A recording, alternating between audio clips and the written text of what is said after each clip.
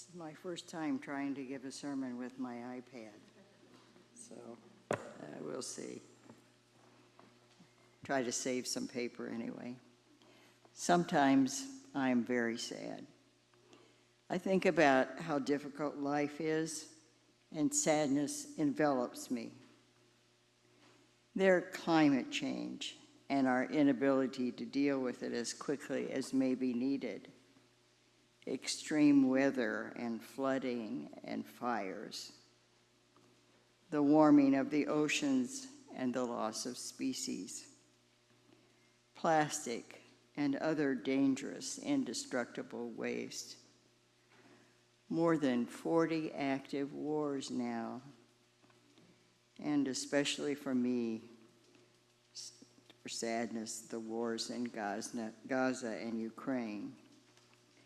Worldwide homelessness and hunger, our sharp and nasty political divisions in the U.S., the many dictators holding countries hostage in the world, the threats to democracy, cancer, heart problems, rheumatoid arthritis, blindness, deafness, COVID, influenza, RSV, polio, a million other illnesses, people's inability to get along, their rudeness and downright cruelty, aging, injuries, and death, and painful childhoods. There's a lot to be sad about. Why begin by listing some of the many things that sadden me? I assure you that despite this long list and the implication that there are many more examples that I might add to it, I'm not depressed. I love life, and I have many joys. This sadness I feel now and then is like the background music of my life. It's often there even when I feel great joy. I suspect I'm not alone in this. Sadness is a common experience, and I would bet that if you look closely at your moods, you would sometimes find that sorrow even accompanies your joy. I've thought a lot about why this is so, why I find myself crying when I feel intense joy, for instance. And I've come to believe that it's because I know each moment is ephemeral, quickly gone. Of course, the reverse is true. When I'm sad, it's because of the joy that might be, but isn't. For example, a world with clean air and water where people are not caught up in heartless conflict. In my youth, the earth was relatively unpolluted, and there were many more wild areas. So I know or imagine how it could be, and I'm sad that it's not. But how can we not be overwhelmed by all the sorrow, by all the pain of life, that caused by human failings like war and plastic, and that which is just a part of life, like aging and death?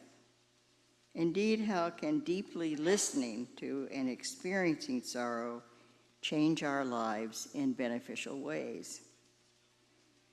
First, we have to accept that sorrow is a part of life.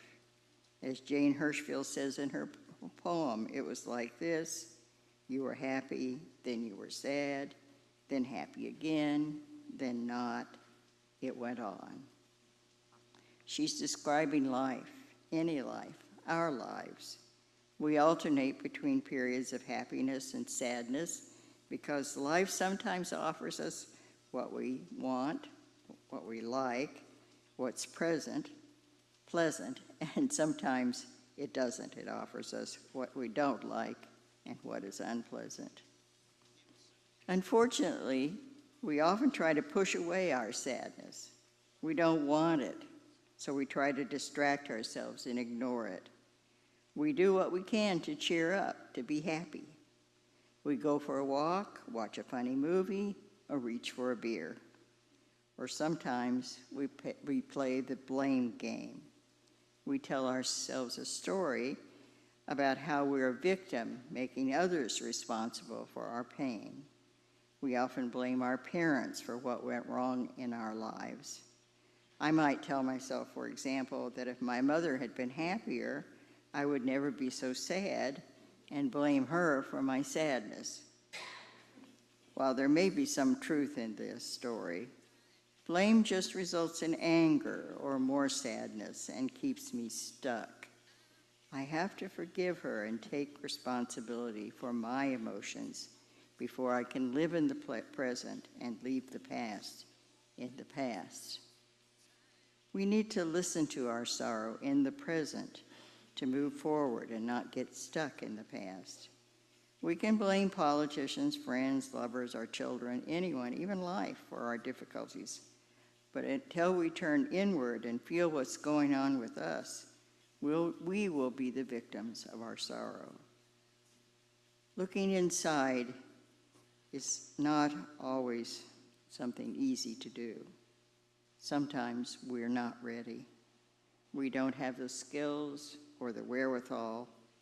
And then, too, the more intense our sadness, the more we find it difficult to be with it.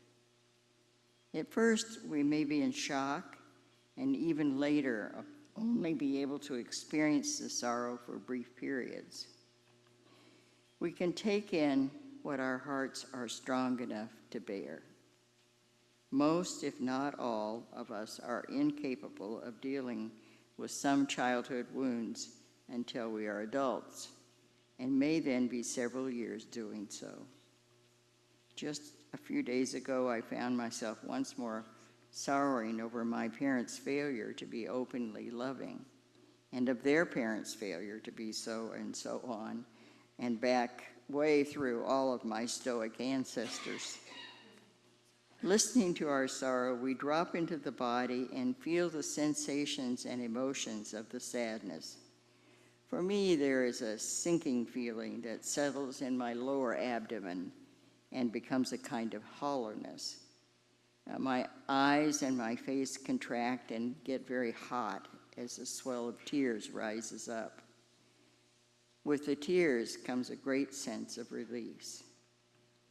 Paradoxically, simply letting the sadness be, weeping, hurting, or crying out our pain, we begin to move through the feelings and learn we can bear them. In Jane Hirschfield's words, the world asks of us only the strength we have, and we give it. Then it asks more, and we give it. The more we can accept and experience our sadness, the more we can bear.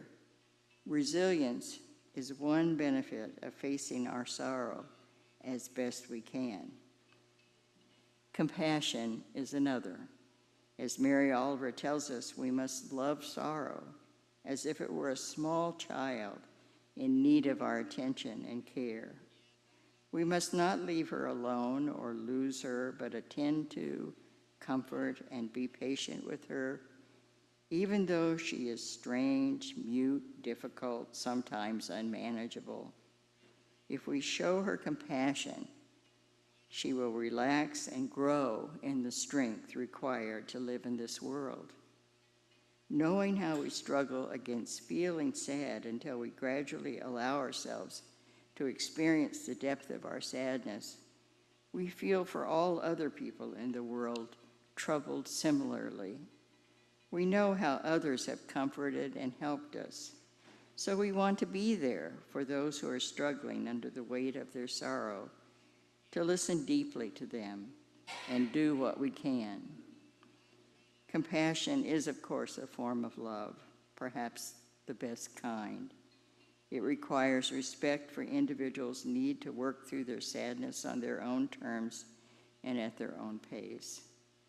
While leaving others free to do so, we are with them, accompanying them on their journey with kindness and a willingness to be of service, not attached to any specific outcome.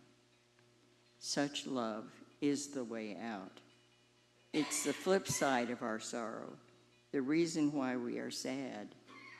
If I didn't love the world, I wouldn't care about all the things that I listed in the beginning of this piece: climate change, war, homelessness, and so forth. It's because I want humanity and the earth to thrive and survive that I lament all that gets in the way. Interestingly, if not surprising, as I read poetry about sadness, many poets explore the connection between love and sadness.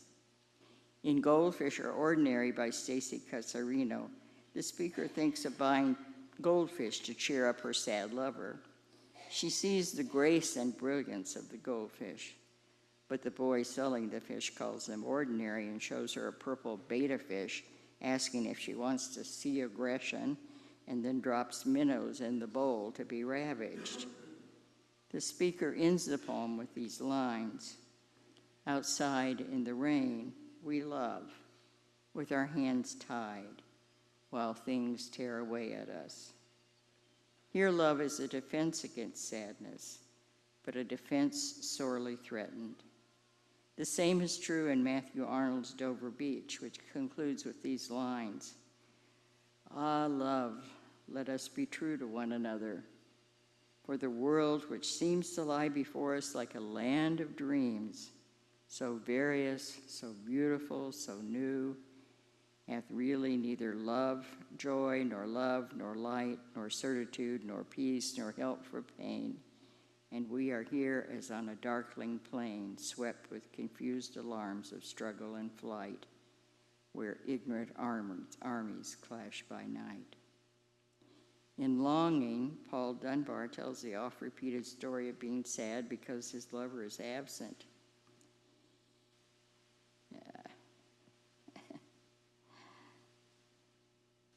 Well, maybe I have to go back to paper.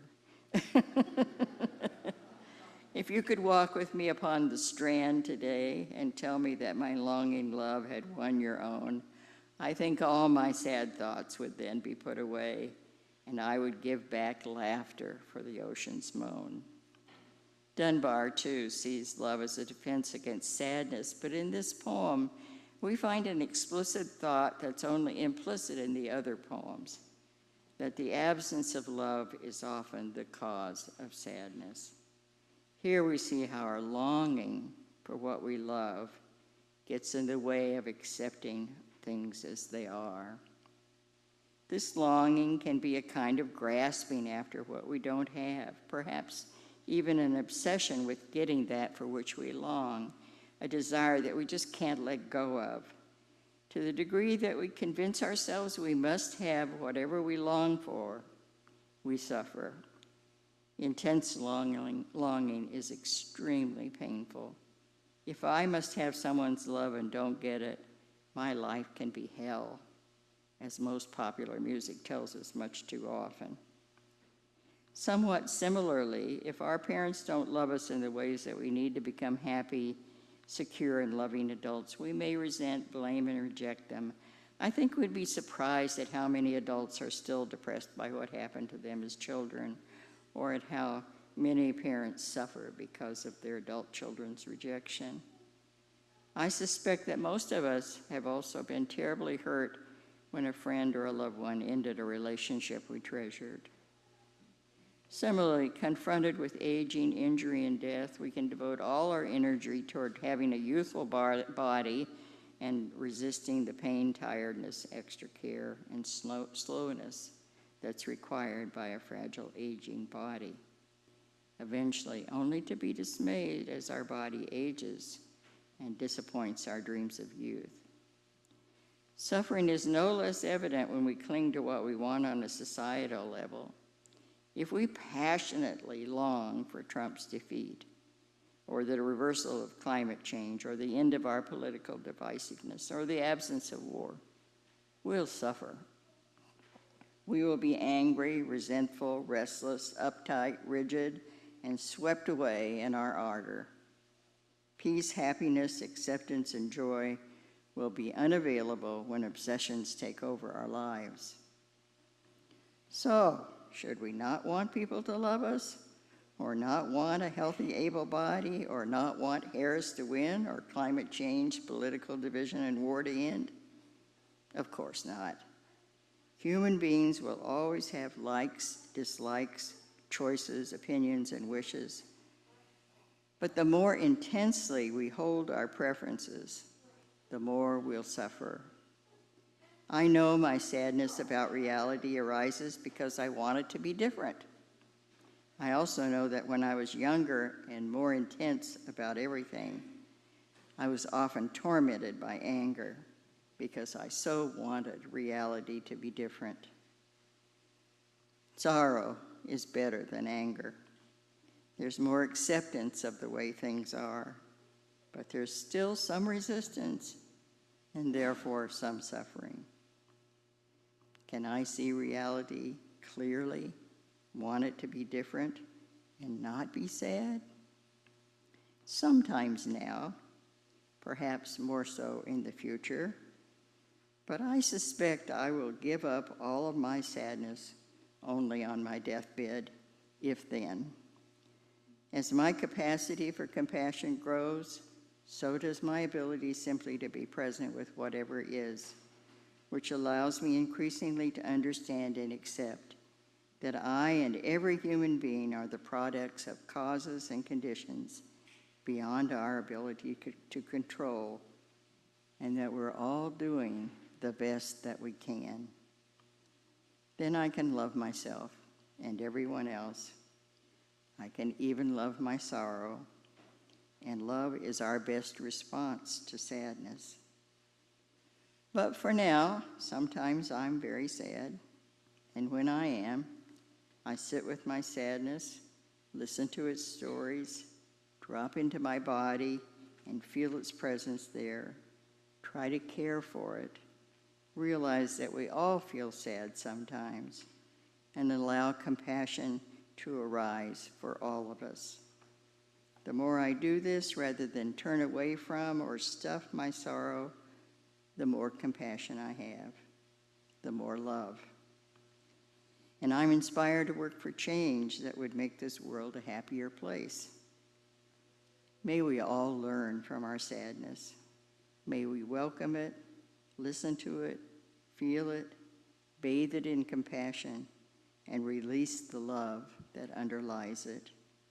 May we love the world exactly as it is, even as we seek ever to make it more loving. Let it be so.